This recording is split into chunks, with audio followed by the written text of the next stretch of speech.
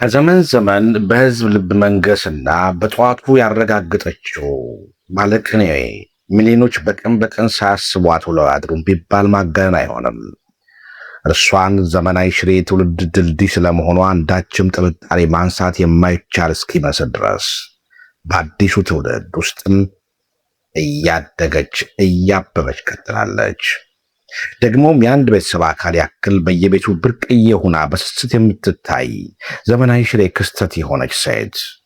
ወይኔ ታድዬ፣ ሰው ሁሉ ይህን ያህል ነው የሚወደኝ የሚል ልብ የሚያሞቅ ሐሳብ ከወደ አሜሪካ ተሰማ። ይህ ድምፅ የተወዳጇ ባለቅኔ ጂጂ ለአድናቂዎቿ የተላከ አዲስ መልእክት ነው። የብዙዎች ስስት ተወዳጇ ድምፃዊት እጅጋየሁ ሽባባው ወይም ጂጂ የኢትዮጵያ ትላንት ዛሬና ነገ መልክ በሚሊዮኖች ልብ የነገሰችው ጂጂ የሙዚቃ ቅኔዋን ማንም ተንጠራርቶ ላይደርስበት የሰቀለች የሙዚቃ ንግሥት ረጅም ጊዜ ከአደባባይ እይታ ከሙዚቃ ስራዋን ተሰውራ መቆየቷ ለወዳጅ አድናቂዎቿ የልብ ስር እሳት ሆኖ ቆይተዋል። የጂጂ ከረጅም ጊዜ በኋላ ብዙዎች ከፈጣሪዋ ጋር የተነጋገረችበት ጸሎት እንጂ ሙዚቃ አይደለም ከሚሉት ሁሉ ዳነ የሚለው ስራዋን እያንቆራቆረች በድምቀት ብቅ ብላለች። አንተን ያመነ ሁሉ ዳነ፣ አንተን ያመነ ሁሉ ዳነ፣ አንተን ያመነ ሁሉ ዳነ። አንተን አምኜ ምን ሁኜ፣ አንተን አምኜ ምን ሁኜ፣ አንተ ኃያል እግዚአብሔር ስሙ ይመስገን። ጨለማው አውጥቶ ወደ ብርሃን የመራን ሰማያዊው ሰማይ ሩቅ ይመጣል ጌታ በምሕረት ታጅቦ በእልልታ በእልልታ። አንተን ያመነ ሁሉ ዳነ፣ አንተን ያመነ ሁሉ ዳነ። አንተን አምኜ ምን ሆኜ፣ አንተን አምኜ ምን ሆኜ፣ አንተን ያመነ ሁሉ ዳነ፣ አንተን ያመነ ሁሉ ዳነ። አንተን አምኜ ምን ሆኜ፣ አንተን አምኜ ምን ሆኜ፣ ቅዱስ ኃያል እግዚአብሔር ስሙ ይክበር። የጂጂ መታየት የአድናቂዎቿን ልብ በሐሴት ሞልቷል። ወዲያ ደግሞ ጂጂ ዛሬም እንደ ትላንቱ በክብር ቆማ እንድትመለስ በስስትና በጉጉት ብዙዎች መልካም ምኞታቸውን እየገለጹ ነው። ከዚህ ቀደም ከነበረችበት አንጻር በተሻለ ሁኔታ ብቅ ያለችው ጂጂ እንደ ጉድ የጎረፈላትን የሕዝብ ፍቅር አስደንቋታል። ተናስተልን ውድ የመሴት ወደ ቤተሰቦች፣ በዛሬ ዝግጅታችን ከሰሞኑ በድንገት ከወደ አሜሪካ በዚያ ውብ ድምጿ እያንጎራጎረች ብቅ ስላለችው ጂጂና ስለጎረፈላት ፍቅር በእንባ ታጅባ የሰጠችው ምላሽ ልነግራችሁ ወደናል።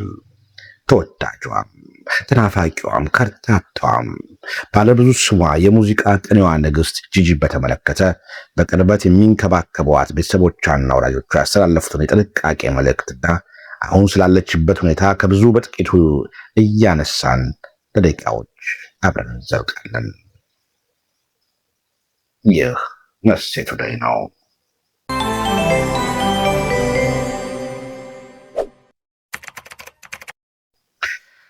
ራሷ ሰምና ወርቅ ሆና ሳለ ሰምና ወርቅ ብላ በሰየመችው አልበም ውስጥ ሁሉ ዳነ የተሰኘው ዘፈኗን ከእህቷ ዘማሪት ሶፊያ ሽባባው ጋር እያንጎራጎረች በድንገት ተከሰተች።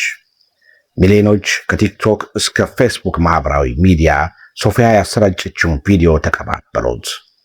የልብ አድናቂዎቿም በእንባ ታጅበው ደጋግመው ናፍቆታቸውን ተወጡበት። ደግሞም የእርሷን በሙሉ ክብር የመመለስ ተስፋ ከመቼውም በላይ ሰነቁበት።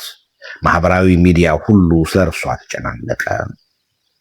ምክንያቱም በድንገት የተከሰተችው ሚሊዮኖች ወደር በሌለው ስስት የሚወዷት የሚናፍቋትን እሷ ጂጂ ናት። ጂጂ በአሁኑ ወቅት ከጎኗ ሆና የተንከባከበቻት እህቷ ሶፊያ ጋር በጋራ ዘፈን ሳይሆን መዝሙር ነው የሚባልለት አንተን ያመነ ሁሉ ዳነ ብላ ስታዜም ብዙዎችን አስነብታለች። ብዙዎች የሚናፍቋትን ጂጂን ከማየታቸው ባሻገር በሚሊዮኖች ልብ የተጻፈውን ያ ውብ ዜማዋ ሳይደበዘዝ ከነክብሩ መኖሩን እየመሰከሩ ነው። ያመሰገነችው የተማጸነችው ፈጣሪ ሁሉ ዳነ የሚለው ሙዚቃ በሰብና ወርቅ አልበሟ የተካተተ የዜማና ግጥም መሰረት አድርጋ የወሰደችው ቻግኒ ስጋዲ ማርያም በጥምቀት ጊዜ በትልልቅ ሰዎች ይዜም የነበረ ነው። ያንን መሰረት ወስዳ ነው እሷ የጻፈችው። በአሜሪካ በለመለመ መስክ ውስጥ ከእህቷ ጋር ቁጭ ብላ አንተን ያመነ ሁሉን ዳነ እያለች እጆቿን ዘርግታ ግጥሙን የጻፈችበት ያ ጊዜ ሳይረሳት በስሜት ስታዜም ታይታለች። ቪዲዮው በሶፊያ ሽባባው የፌስቡክ ገጽ ከተለቀቀ በኋላ የብዙ አድናቂዎቿን ተሰብስቦ ሚሊዮኖች ተቀባብለው ተመልክተውታል። ጂጂ ዛሬም ለፈጣሪዋ የተቀኘችው ዘፈን ነው ለማለት የሚያዳግተው ሁሉን ዳነን ዛሬም በአሜሪካ ሀገር እጆቿን ዘርግታ በተመስጦ ያዜመችው በትውልድ መንደሯ ትውስታ እየተመላለሰ ይመጣል። በሙዚቃ ስራዎቿ ውስጥ ፈጣሪዋን በብዙ መልክ የገለጸችው ባለቅኔዋ ጂጂ በክብር እያዜመች የተከሰተችበት ሁሉ ዳነ ግጥም መነሻ ከትውልድ መንደሯ ቤተክርስቲያን ጋር የተያያዘ ነው። ለዓመታት ከህዝብ እይታ ተሰውራ በቆየችበት ጊዜያት ከማንም በላይ ከጎኗ የቆመው ጸሐፊ ዮሐንስ ሞላ ስለ ሁሉ ዳነ መነሻ አጭር መረጃ አጋርቷል። ዮሐንስ ጂጂ ዛሬም በዚህ በውብ ድምጿ ያዜመችውን በሰምና ወርቅ አልበሟ ውስጥ የሚገኘውን ሁሉን ዳነ የሚለው ስራዋ የዜማና የግጥም መሰረት አድርጋ የወሰደችው ከቻግኒ ነው ብለዋል። ብዙዎች ዛሬም ድረስ መዝሙር እንጂ ዘፈን አይደለም በሚል የሚከራከሩበት ሁሉ ዳነ ስጋዲ ሚካኤል በጥምቀት ጊዜ በትልቅ ሰዎች ይዜም የነበረ ነው። ባለቅኔዋ ጂጂም ባሳደጋት በስጋዲ ሚካኤል ቤተክርስቲያን የምስጋና መዝሙር መነሻ እንደ መነሻው ወስዳ ራሷ የጻፈችውና ያዜመችው መሆኑን የቅርብ ወዳጇ ዮሐንስ ጽፏል። ጸሐፊ ዮሐንስ በዚህ አጋጣሚ ስለ ጂጂ ክብር፣ ጤንነትና ምቾት ከሚጨነቁ ሰዎች መካከል ግንባር ቀደም መሆኑን ዛሬ አብሯት ከጎኗ የምትገኘው ሶፊያ መስክራለች። ሶፊያ ጂጂን በአጭር ቪዲዮ ከአድናቂዎቿ ጋር ካገናኘች በኋላ ስለ ዮሐንስ በሰጠችው ምስክርነት እንዲህ ብላለች። መወለድ ቋንቋን የሚባለው የሀገራችን አባባል እጅግ እውነተኛ አባባል ነው። ጆን እናታችን ባትወልደውም ለጂጂ ወንድም ጋሻ አድርጎ የሰጣት እጅግ የሚቆረቆርላት ብዙ ዋጋ የከፈለ አንዳንዶች የጠቀሟት እየመሰላቸው እሷን እጅግ በሚጎዳ አካሄድ ሲሄዱ ጠበቃ የሆነ ለረጅም ዓመታት ካጠገቧ ሳይርቅ በከፍተኛ ጥንቃቄና ከልብ በሆነ ፍቅር እስካሁን በትክክለኛና በበሰለ አካሄድ የሚያገለግላት እግዚአብሔር የሰጣት ወንድሟ ነው። ለኔም ጭምር ባለውለታዬ ወንድሜ ነው። በእውነት እግዚአብሔር ይባርክ ጆዬ። በቤተሰባችን ዘንድ የተከበርክ ወንድማችን ነህ።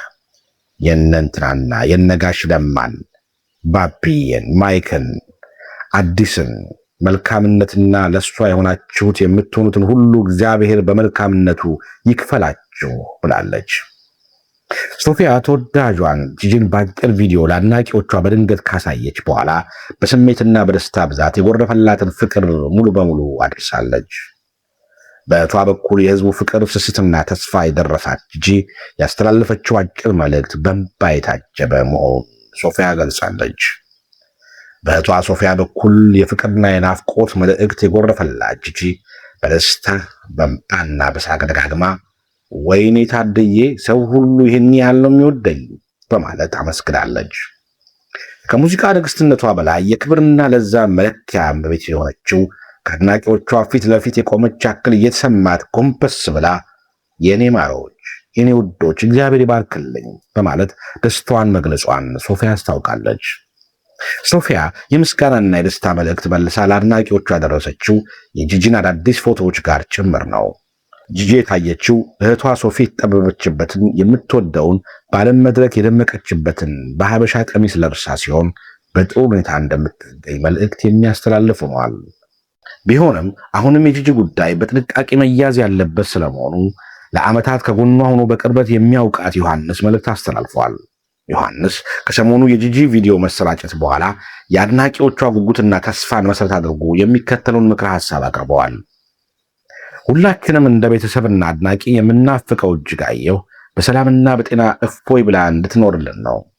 እግዚአብሔር ለታላቁ የደስታ ቀን ያብቃን። እስከዚያው ግን የሚወዳት ሰው ሁሉ ፕራይቬሲዋን ጠብቆላት ወደ ሕዝብ የምትመጣበት ቀን ይቀርብ ዘንድ እመኛለሁ ብሏል። በአሁኑ ወቅት በአሜሪካ ሀገር ከጂጂ ጎን ከምትገኘው ሶፊያ ጋር በተያያዘ ለሚነሳው የትችት ሐሳብም እንደ ቅርብ ሰው የሚያውቀውን ተናግሯል። ዮሐንስ ስለ ሶፊያ ባስተላለፈው መልእክት ሁሌም እንደምልሽ ከቅርብ ለሚያውቅሽ በጣም የዋህና የሕፃን የሚባል ንጹሕ ነፍስ ያለሽ ሰው ነሽ። ገንዘብሽንም ለሰው ስትበትኝ ስትለግሽ ነው የማውቀው። ያንን አይለውጥብሽ።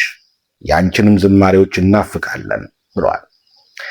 ብዙ ሰው ጂጂን የወደደ ያደነቀ መስሎት አንቺን ባልተገባ መልኩ ሲዘልፍሽ ምንም እንኳን ምንጫቸው ፍቅርና የጂጂ ስስት ቢሆንም እጅጋየሁ እህቷ ላይ ይህን ስድብ ብታይ ደስ የሚላት መስሏቸው ነው።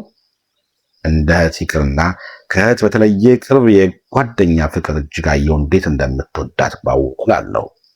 አንቺን በፍጹም አይገልጽሽምና እኔም ተናድጄ የጻፍኩትን እጅጋየሁ ብታይ ደስ እንደማይላት አውቃለሁ። ለጂጂ ብለውም ላለፈውም እንደሚጸጸቱ ወደፊትም እንደማያደርጉ ተስፋ አድርጋለሁ ብሏል ዮሐንስ። በልዩ በሙዚቃ ስራዎቿ የበርካታ ኢትዮጵያ ልብ የገዛችው ጂጂ ከረጅም ጊዜ ዝምታ በኋላ እንደገና መታየቷ በአድናቂዎቿ ዘንድ ታላቅ ደስታን ፈጥሯል። የብዙዎቻችን ናፍቆት የሆንሽ ጂጂ ሆይ ለረጅም ጊዜ ከዓይናችን ብትሰወሪም ዛሬ ስላየንሽ እጅግ ደስ ብሎናል። የእኛ ስስት አትጥፊብን የሚሉ መልእክቶችም በማህበራዊ ሚዲያ በስፋት እየተጋሩ ነው።